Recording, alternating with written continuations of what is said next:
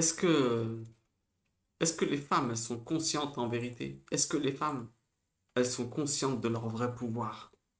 On est en train de voir beaucoup d'embrouilles sur le machisme, tout ça, manifestations dans les rues.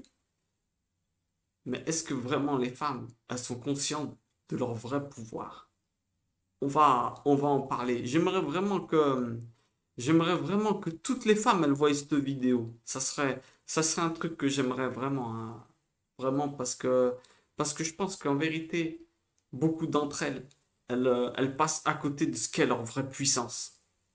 On leur a vendu un peu des salades, alors qu'en fait, on leur fait croire que leur puissance, elle va être dans la rébellion et la violence. Mais en vérité, la vraie puissance d'une femme, c'est dans sa féminité. Une femme, quand elle utilise correctement ses capacités féminines, hein, eh ben, elle obtient tout ce qu'elle veut de l'homme et de qui que ce soit. Quand je dis capacité féminine, attention, on va pas se faire mal interpréter. Je parle pas de relation, d'utiliser leur corps pour faire des bêtises. On n'est pas en train de parler de ça. Mais on va raconter une petite histoire et vous allez tout de suite comprendre de quoi on parle. Il y a un jour, un jeune homme, il était avec sa femme et il lui dit, je vais te, je vais te payer une sortie, on va aller loin dans un endroit, chambre d'hôtel, la grande classe et tout, tu verras, on part loin, je vais te faire plaisir. La femme, elle était toute contente. Qu'est-ce qui s'est passé? Eh ben, quand ils arrivent devant l'hôtel, le bonhomme, il n'avait pas réservé, il disait, je vais l'emmener dans cet endroit, bah, c'est les montagnes, c'est les endroits calmes, personne va demander maintenant, là, personne va demander, va louer des chambres maintenant. Qu'est-ce qu'il a fait? Eh ben, il a fait l'erreur de ne pas réserver. Et quand il arrive devant l'hôtel, la femme, elle l'attend, et il dit, attends-moi dans la voiture, je vais commencer à réserver la salle. Il y va, il commence à réserver. Et qu'est-ce qui se passe? Eh ben, la femme, elle lui dit, il n'y a pas de place. Elle lui dit, comment ça, il n'y a pas de place? Il dit, bon, je sais pas ce qu'on va faire. Il était dégoûté, il sort, il va dans sa voiture, il dit à sa femme, oh, il n'y a pas de place, chérie. Sa femme, elle le regarde, elle lui dit, ah, mais je savais très bien, moi, ton plan, je le sentais pas bien. Je savais très bien qu'on allait foirer et tout ça. Lui, il repart encore plus dégoûté. Il lui arrive, il revient vers la femme à l'accueil, il lui dit, madame, s'il vous plaît, faites un effort, regardez, on vient de loin et tout. Si je paye deux fois la place, elle lui dit, non, non, je peux rien faire pour vous, désolé. Il dit, allez-y, je paye trois fois. Non, non, je peux pas, il n'y a pas de place. Il retourne vers sa voiture. Il va vers sa femme. Sa femme, elle commence à être énervée. Elle lui dit, mais allez, elle commence à dire, mais c'est bon, laisse tomber tes plans bidons là. Je t'avais dit déjà, allez, là. Elle commence à l'embrouiller. Elle lui dit, t'as jamais rien réussi de ta vie, là, laisse tomber. Elle commence à s'énerver avec lui. Qu'est-ce qu'il fait? Lui, comme la femme, elle lui répond, elle le taille. Il va vers la femme, qui retourne vers la femme à l'accueil. Il dit, ah ouais, bah attends, je retourne. Il va vers elle, vers la femme d'accueil de l'hôtel. Il lui dit, je suis un bon client, comment? Il n'y a pas de place. Il commence à monter le ton, il commence à être mal, il commence à être énervé. La femme lui dit, allez, je peux rien faire pour toi, je vous ai dit, je peux rien faire, il n'y a plus de place dans la chambre d'hôtel, comment vous voulez que je vous en donne une? Il repart, il était énervé. Sa femme, lui, il ressort, il met un coup de pied dans la voiture, il s'énerve. Sa femme, elle, sa femme, elle voit qu'il s'énerve, elle commence à prendre peur, elle se dit, aïe, aïe, aïe, attention. Alors, elle utilise toute une autre technique. Elle le casse, dit, il faut que je le calme là, parce qu'il va s'énerver, il va tout casser. Elle le regarde, elle lui dit, monte, monte dans la voiture, monte dans la voiture. Il monte dans la voiture, il dit, écoute, c'est pas grave, t'inquiète pas, je sais que tu vas trouver une solution, viens, viens, on réfléchit, tu sais, c'est pas grave, tu vas trouver une solution, tu nous as toujours sorti de ces histoires. Lui, il s'arrête de s'énerver, il réfléchit, il retourne vers la femme, à l'accueil de l'hôtel. Il lui dit, madame, je pose une question. Il lui dit une dernière question, après je m'en vais. Il lui dit, si maintenant il y a le président de la République, il arrive ici, est-ce qu'il y aurait une place pour lui dans l'hôtel? La femme, elle le regarde et dit, bah attendez, excusez-moi, président de la République, là, bah effectivement, bien sûr qu'il y aurait une place pour lui. Là, je suis obligé de... Je vais pas vous mentir, je vous dis la vérité, oui, il y aurait une place pour lui. Il la regarde, il lui dit, bah écoutez-moi bien, je vous certifie qu'il va pas venir. Donnez-moi sa chambre. Quelle est la conclusion de cette histoire? Le pouvoir de la femme. Et d'ailleurs, en parallèle, le pouvoir de l'encouragement. Quand tu encourages quelqu'un, 3 fois il revient à sa femme, elle le taille, ça marche pas. Quand tu encourages la personne, tu lui donnes une partie de ta force et vous allez, comme si c'était à deux, affronter le problème. T'encourages, hop, tu lui lâches une partie de ta force et vous allez à deux. Mais là, on était en train de parler du pouvoir de la femme. La femme, écoutez-moi bien ce que je vais vous dire. Vous avez un pouvoir, vous n'avez même pas idée.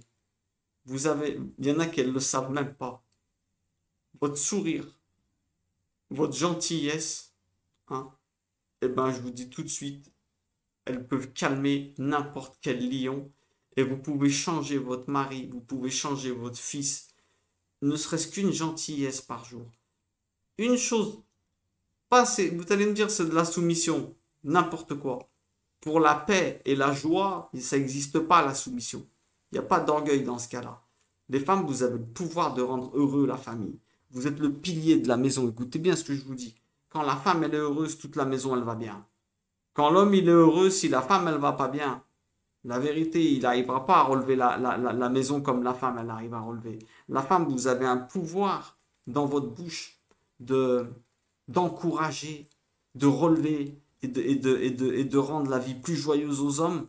Et les hommes, ils n'ont pas ce pouvoir dans leur bouche. Les hommes, c'est la manière de vous traiter, c'est différent.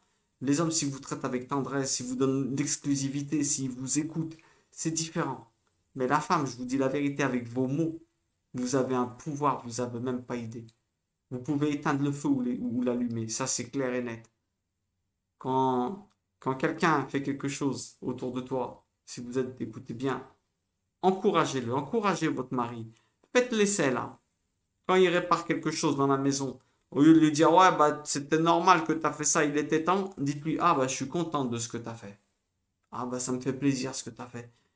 Essayez la gentillesse, vous allez voir. Moi, je vous dis, les hommes qui trompent leurs femmes, c'est uniquement des hommes qui ont trouvé des autres femmes qui offrent du respect, de la tendresse au mari, alors que la femme, elle ne le faisait pas. Ils vont chercher ça ailleurs. Vous vous rendez pas compte. La femme, elle a un pouvoir. Hein. Au lieu de dire à la personne, ou à ton mari, ou à ton fils, il était temps que tu fasses ça. Il était temps, dis-lui, tiens, c'est super ce que tu as fait. Il va te réparer la maison complète. Vous comprenez pas. Ça marche aussi avec les enfants. Les enfants, les maris, tout le monde. Ne croyez pas ce qu'on est en train de nous vendre, que la femme, elle doit se rebeller, prendre le dessus. C'est pas comme ça que ça fonctionne. La femme, c'est sa féminité, sa douceur et sa tendresse. Quand je dis féminité, c'est la douceur et la tendresse. C'est la douceur et la tendresse féminine qui peut transformer le monde. Elle transforme toute ta maison déjà. Moi, je te dis, essaye. Ça va pas chez toi? Essaye d'être douce et tendre. Une semaine. Et on en reparle. Tu vas voir si t'as pas calmé tous les lions qu'il y a chez toi. Même si tu es une femme avec un mari et 2 enfants, c'est des sauvages, tu verras si tu les as pas calmés. Et ouais. Faut pas croire que. Il y en a qui disent, ouais, la femme, maintenant, elle cherche à porter le pantalon. Mais c'est faux. L'homme, il n'a pas à porter le pantalon non plus. On est égaux. On est égaux, complémentaires, supplémentaires, on dira même. Pas complémentaires, supplémentaires. Quand tu as une femme, elle t'apporte un plus, tu vois. Ben, on n'est pas l'un plus que l'autre. C'est faux ce qu'on nous dit. Faut pas chercher à. La femme, si elle utilise la masculinité, c'est-à-dire l'animalité, le lion, le vas-y, elle n'obtiendra rien. Elle n'obtiendra rien du tout. Tout ce qu'elle va faire, les hommes, ils encaissent pas les femmes comme ça. Les hommes, ils encaissent pas. Et c'est très difficile parce que l'homme, il a un lion en lui, il a des nerfs qui montent en lui que la femme, elle n'a pas. Ça fait que quand la femme, elle crie, le, le, l'homme, il lui dit tais-toi, tais-toi, parce que en lui, ça comme la femme, elle se vide en criant, mais lui, il cumule, et ça fait qu'il peut devenir violent. Moi, je vous dis, vous voulez arranger la situation chez vous, encouragez, utilisez votre féminité, c'est-à-dire la tendresse et la douceur, et je vous promets que vous ferez revenir vers vous les cœurs les plus éloignés. Ton mari, tu vois qu'il te calcule moins, il est moins avec toi. Tendresse et féminité. Si tu utilises la rigueur et la tu obtiendras rien. ce que tu vas obtenir, c'est qu'une autre, elle va être un peu plus tendre avec lui, un peu plus douce. Elle va lui dire, tiens, c'est bien ce que tu as fait. Elle va lui dire deux ou trois trucs gentils. Et tu risques de le perdre bêtement. Et tu risques de le perdre bêtement. Et ton fils, c'est la même chose. C'est la même histoire. Un fils, ça s'encourage. Ça se descend pas. Parce que tu lui fais des blessures. On dit que l'enfant, c'est un tableau blanc. Ouais, c'est vrai. C'est un tableau blanc. Et chaque adulte, chaque expérience qui passe, elle lui écrit quelque chose dessus. Mais il faut que tu saches une chose. Il y en a qui écrivent des phrases. Tu vois, imagine-toi les tableaux blancs là, que tu écris avec des feutres. Eh ben, il y en a, ils se plantent. Ils écrivent pas avec des whiteboards, les feutres qui s'effacent. Ils écrivent pas avec des feutres effaçables. Il y en a, ils écrivent à coups de feutres indélébiles. Et ça, c'est pas bon. Parce que une frappe d'un enfant, une phrase mauvaise, un enfant, il peut la garder dans sa tête toute sa vie. Une phrase mauvaise, et surtout de sa mère quand c'est un garçon. Quand c'est un garçon, faut faire attention à la maman, faut qu'elle fasse gaffe. Parce que une phrase mauvaise, il peut la garder toute sa vie. Ça peut créer de la haine et de la rancune en lui toute sa vie. Et une phrase bonne aussi. Et quand l'important, c'est quand tu seras plus là.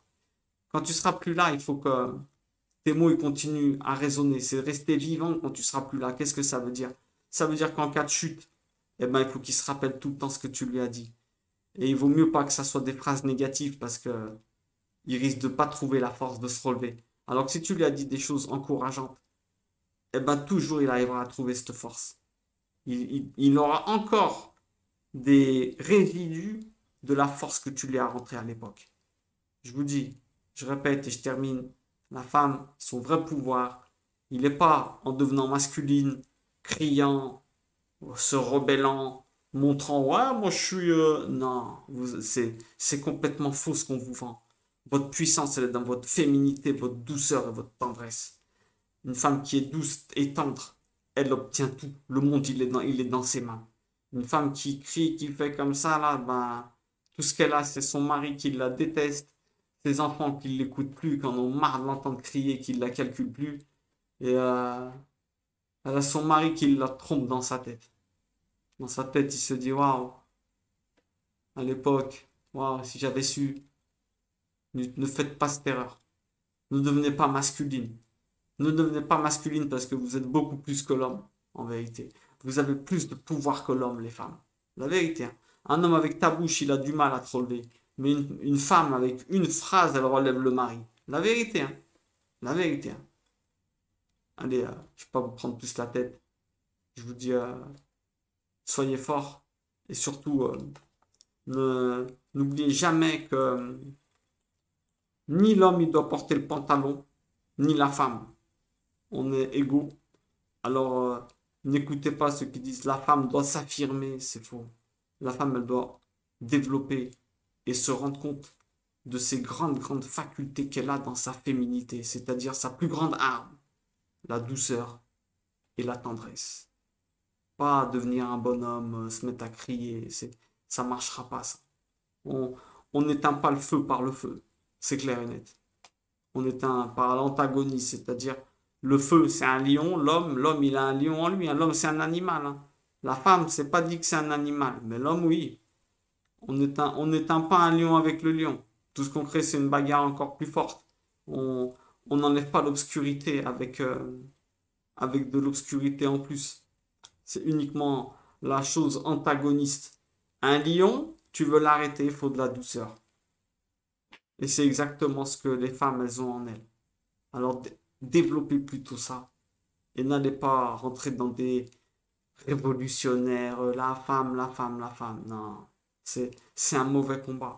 Tout ce qu'on fait, c'est éloigner et diviser les couples encore plus qu'ils le sont. Dieu nous en préserve.